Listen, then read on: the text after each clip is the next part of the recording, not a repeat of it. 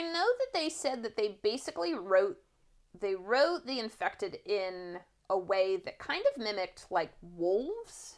And I don't know if that's how wolves work, where the alpha sits back behind the pack and makes them work, but I don't either. And I will say also that the whole idea of like an alpha wolf is actually not a thing. Like that's a thing. So you get this a lot because like the manosphere on the internet love to be like, I'm an alpha, you're a beta, like all that shit, right? Yeah. And building it off of this idea of alpha wolves that came from a study of wolves in captivity. Oh, of course. So where they're in like a stressed environment, and so it's actually like the idea of an alpha wolf only really exists when they're in captivity, and they're way more like cooperative, and like there's not really like a the alpha in like actual nature in the wild.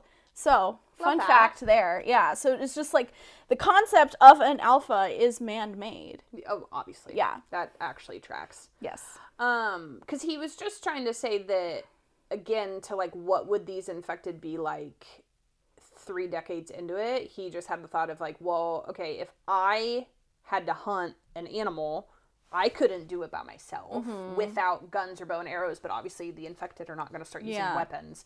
So he was like, I knew that I kind of needed to make them into like a pack mentality. So I thought that was kind of interesting. That's very interesting because it's like we've gotten to it before, especially when we're talking about timelines. We did this in like the Purge series too, of like just talking about like how does culture change and stuff over time, and we see it in the Village, but I guess we do see it a little bit in like how these creatures who were people have reorganized themselves to keep living, right?